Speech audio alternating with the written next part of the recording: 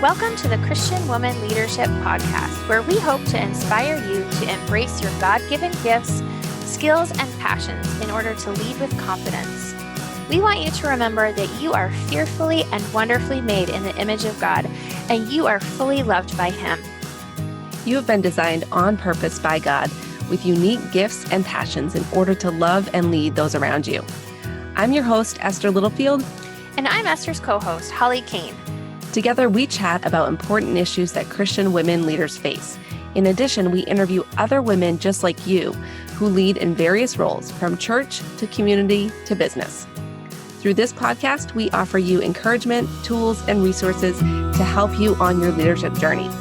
We are so glad you're here with us. Welcome, friend, to step 4 of the goal setting series, Create an Action Plan. I'm so glad that you made it this far in our series.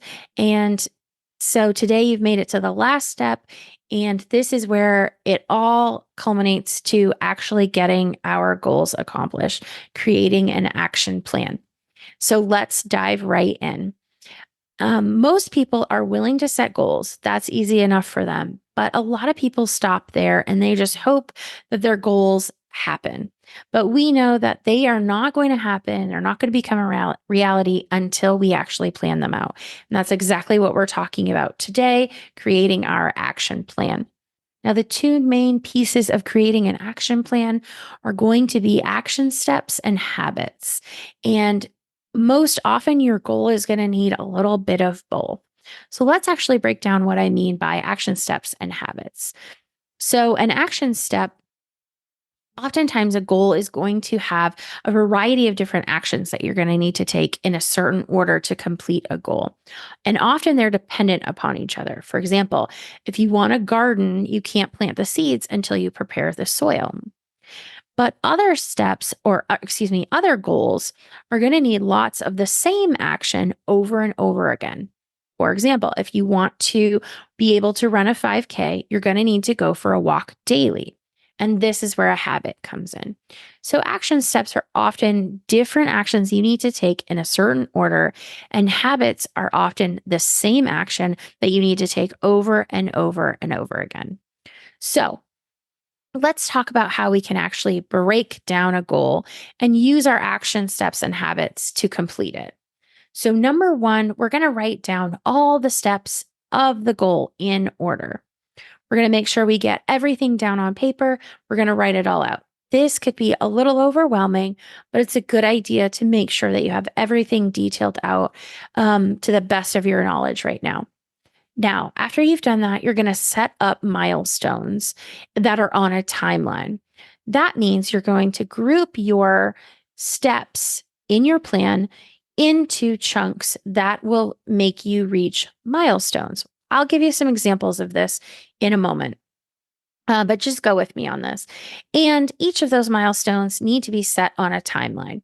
If you're doing a full year, oftentimes a month is a great milestone, maybe even every 2 weeks. But it's a good idea to have places where you stop and assess to figure out where you are in your order of steps.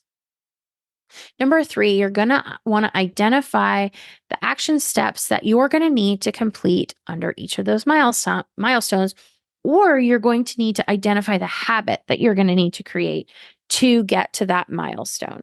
So each milestone needs to have its own list of goals or habits that will get you there. The next thing you're going to do is you're going to go ahead and schedule out each step or habit so that each milestone will be met by its due date. So if you have 1 month to do something, what are you going to do within that month? What steps or habits are you going to do and when, so that when that month ends, you have reached that milestone?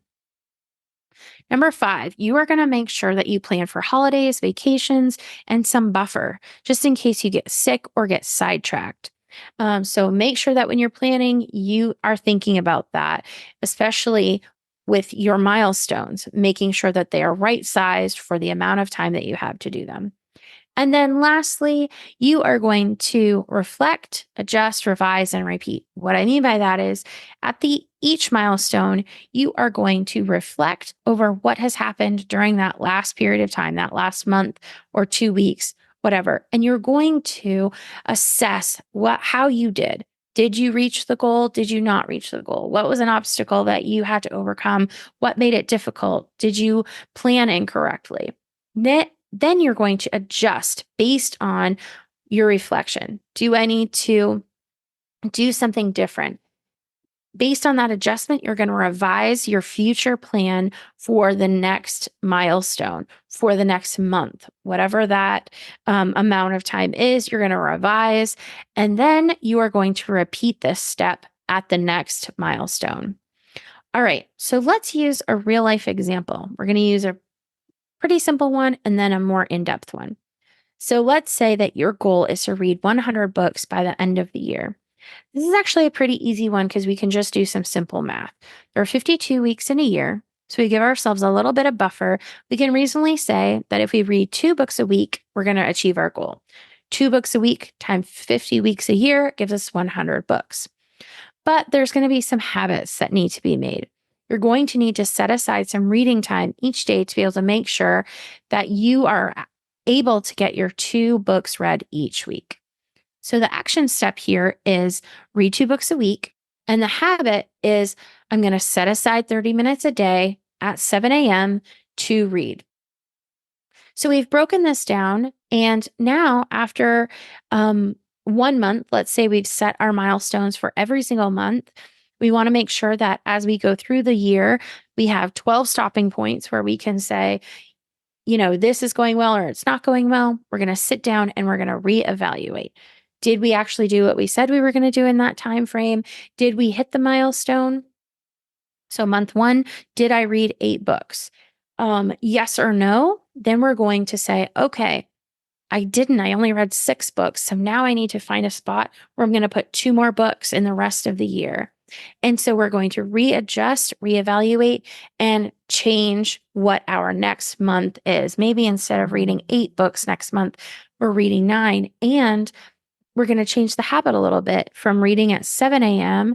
to 8 a.m. because that works better for our schedule.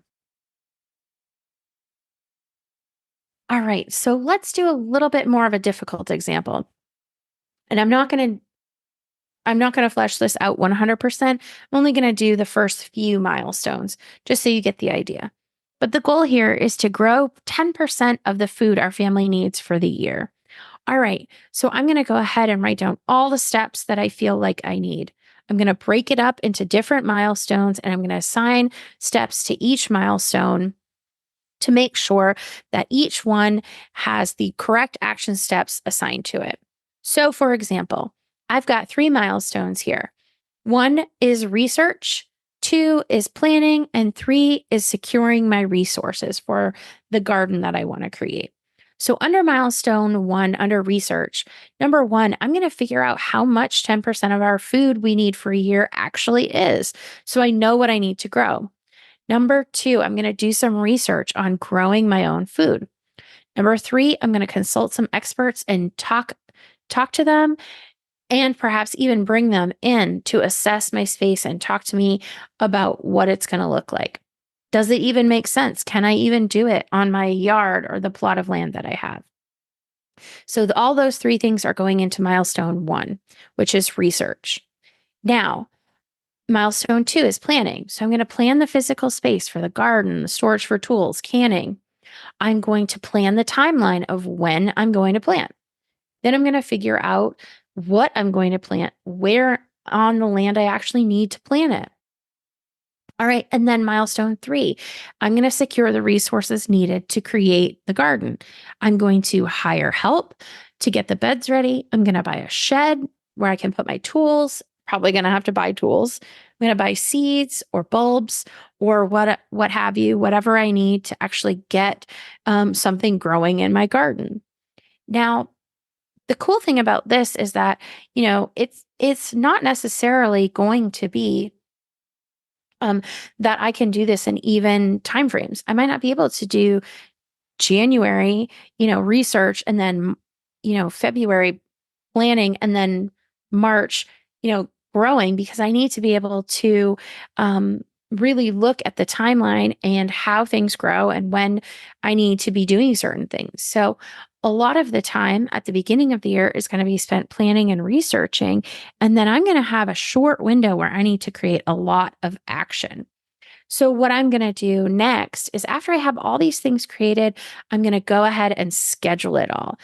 I'm going to use whatever works best for me, whether it's a Google Calendar, a paper calendar, or just some type of spreadsheet where I'm going to plan out where and when things needs to be happening, so that when I get up on any given day within this time frame, I'm going to be able to say, okay, I'm in the research phase. I need to do XYZ.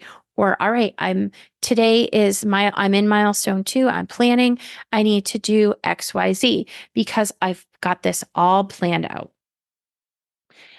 Once I go ahead and I schedule those things, I'm going to review that and make sure that I didn't miss any holidays or vacations or anything like that. And I'm going to figure out where I can fit in some buffer.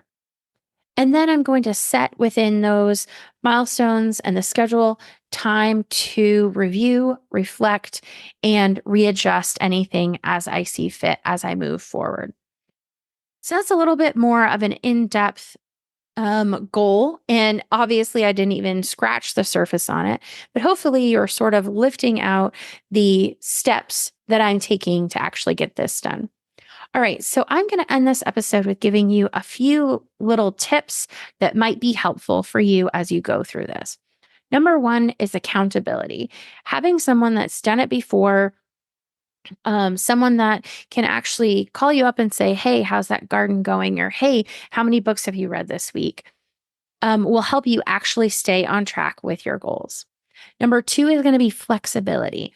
Not everything is going to go exactly how we wanted. Sometimes, you're going to get a snowstorm in April, and that's going to change how you plan things for your garden. So remember to remain flexible. That's actually going to give you the tenacity to get back there and to continue to do things, even though it may not be going according to plan. All right, the next tip is remembering your why. Why are you doing this goal to begin with? What does this actually tie back to in your grander vision, in your grander dream for your life? Why are you doing this? And then the last thing is make sure you evaluate the original goal at certain points. So, for example, why do I want to read 100 books per year? Is that still important to me? Are there things that do I need to focus on different types of books? Or, maybe I'm actually too sick to do this. And so, I need to actually be resting. And so I need to either scrap that goal or maybe have a totally different goal. Or maybe I can say, you know, this other thing has come up in my life and there's no way I'm going to be able to hit 100. Let's change the goal to 50 for this year because of certain things. It's always a good idea to reevaluate the original goal at certain points to figure out whether they still align with your why. Certain situations are still in such a way that you can actually achieve this goal. All right. Finally, there's going to be some tools and resources for you to help create an action plan in our show notes, but I'm just going to go over them with you really quick. If you go all the way back to episode 31, we talk about the key to accomplishing your goals. It's going to talk about why and how you can create habits and how those are going to help you get those goals accomplished. Some books that I think that might be helpful for you are The 12-Week Year, Atomic Habits, and The Power of Habits. Those are books that we've recommended before and can help you with your goal setting and planning those things out. Another thing is definitely a calendar. Figure out what calendar is going to work for you, whether it's iCal, whether it's Google Calendar, any other digital calendar or planner, a paper planner, goal sheets. Maybe you just want a good old-fashioned spreadsheet, whatever works for you. And that is it when it comes to our tools and resources. I hope that this series has been helpful to you, you've been able to rethink your goals, that you've been able to get these bite-sized little jolts to help you actually move forward in setting those goals and creating plans. So I hope that this series was super helpful for you. If you're not already subscribed to our podcast, go ahead and hit the subscribe button so you can get new episodes every time we release them. Thanks for spending time with me, and I hope that you get those goals created for this year. Thanks for joining us on the Christian Women Leadership Podcast. Do you want to become a more confident leader? Then make sure to grab the Confident Leader Manifesto. This is a resource that Holly and I developed just for you, and I share all about it in episode 6, Leading with Confidence. You can get the manifesto for yourself at estherlittlefield.com/confident. And that's confident with a T. Now, don't forget, your leadership matters, and it's time for you to embrace your gifts and lead with confidence.